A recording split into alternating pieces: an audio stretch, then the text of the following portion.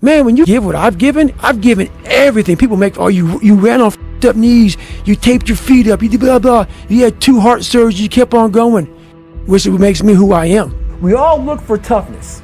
We all want it, but we look for it in a comfortable environment. You will not find toughness in a comfortable environment. Yep, sure did. I had somewhere to go. I got there. And buddy, when motherfuckers tell you you can take a break now, hey, you're f***ed up. As long as my knees are halfway worked, I got to run. You telling me, man, maybe a chance I can't run no more? Give me an excuse to not do shit, but as long as I have no excuse, I got to do it. I was happy where I was. I gave everything. I gave everything to who I am. And that's why people, oh, I don't believe that. Don't believe it. I gave everything. You have no regret. People didn't understand me. People don't understand me now. I don't give a f. I know exactly what I was doing. I'm not a masochist. I'm not crazy. I'm not this and that. People try to title me and label me. No, I had something can do. It's like our minds are like a garage.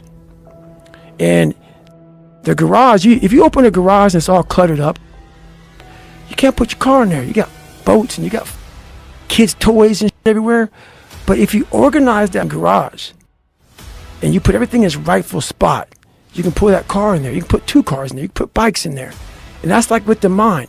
People talk about discipline, determination, repetitions, and all this shit. Consistency. There's no room in that mind for discipline. There's no room for consistency. They may do it once or twice, but then the mind takes over and that garage comes in. And then it's like a circuit breaker, man. The circuit breaker just overloads and barks. And our minds, that's our mind, man. It's like a circuit breaker that has so much shit in it, you keep on loading it, you can't put any more into it. I talk about it in there, man, so much about clearing space in your mind so that you have room for all those discipline. Waking up early, taking those, they do mean something.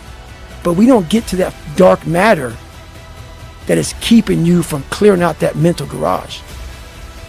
The second you look at your phone, the second you turn the TV on, you're in a battle. I want to win the war in the morning. If you do something you don't want to do every morning, you're already giving yourself the proper self-talk to attack the people that don't like you, to attack your insecurities, to attack what the world's going to give you. You have to go dark. You have to be quiet in your mind. Get away from people. We love being around people. We love talking. We love parties. We love all that. It's okay to be alone. It's also okay to be unhappy. It's okay to be unhappy sometimes, man. It's okay to say, you know what, man, I'm f***ed up. So you gotta go to the truth first. Who are you?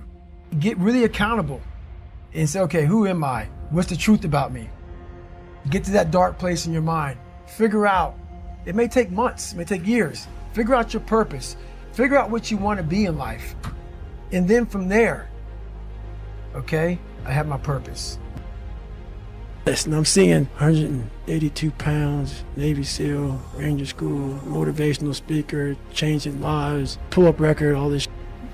And I'm like, that's not me, man. And God looks at me and says, that's who you were supposed to be. When you quit, your mind does this. When you quit, your mind says, we're done. So it doesn't expand. There's no expansion when you quit.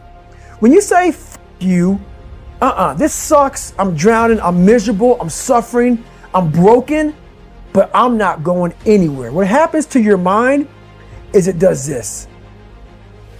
It says, he's not leaving. So we got to expand. We got to grow. We got to figure this fucking thing out.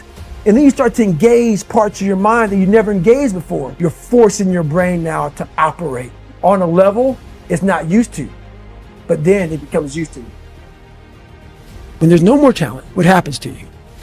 Most people quit. Man, why am I always messing up right here? It's because you're performing to your talent. And then after that, your mind has nothing for you. I said to myself, who on this It can't hurt me. My mom was like, you're not going to put some of my life in this. But over a period of time, I'm like, Mom, this just wasn't your life. I was a young kid watching you go through this. I was living it with you. And I didn't have the brain to absorb the adult life that you put my childlike brain in.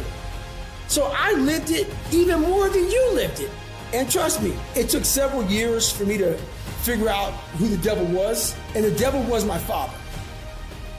But like I put in that book, no one's gonna come back and say, hey man, I apologize. Maybe someone does. So at the end of the day, when all things are said and done with, while my dad was the devil, and I believed that for a long time, I had to confront him. And when I confronted the devil, so what I thought was the devil, I realized that I was the true devil. I was the one holding me back. I was the one looking for the scapegoat. And I was the one looking for all these ways to say, it's okay, David. You're a loser. You're a born loser, so it's okay. And I was hoping my dad was going to give me that confirmation. And he was a loser himself. But at the end of the day, when I left there, I realized, well, man, this is all me. My dad's, my mom's, the people around me are, they're not going to save you. You got to save yourself, my friend. So that's when all that reality hit me when I went to Buffalo to see my dad on that drive home. I was like, man, this rest of your life is going to suck. It is going to suck, not because you're going to be a loser, but because you're going to finally start to win. People with a talent problem who are so talented, they're hard to train. They're hard to push. If you're their coach and you're trying to get them to see that we got to get you past this talent problem, we got to get you to the point where you're into that mental zone. Because we got to get you way past your talent. And it's hard for coaches to take these fighters or whoever past their talent. And on the other side of that is where they gain true levels. The levels beyond talent, that's where it really is. Because if you're able to take a motherfucker down to the deep end, while motherfucker's just putting his toe in, feeling the water and shit, if a motherfucker in the deep end, he's able to take you down there and he's mentally strong, it's over. It's over, man. Because they live in the deep end. They live in it, man. They thrive in it. Yep, sure did. I had somewhere to go. You need to look at someone's eyes. You know how it is when you fight somebody and you broke that. He's like, oh God, man, I don't want to go back to the next round. And you feel like, my God, I can fight all day. I can fight all day long. That's what taking souls is.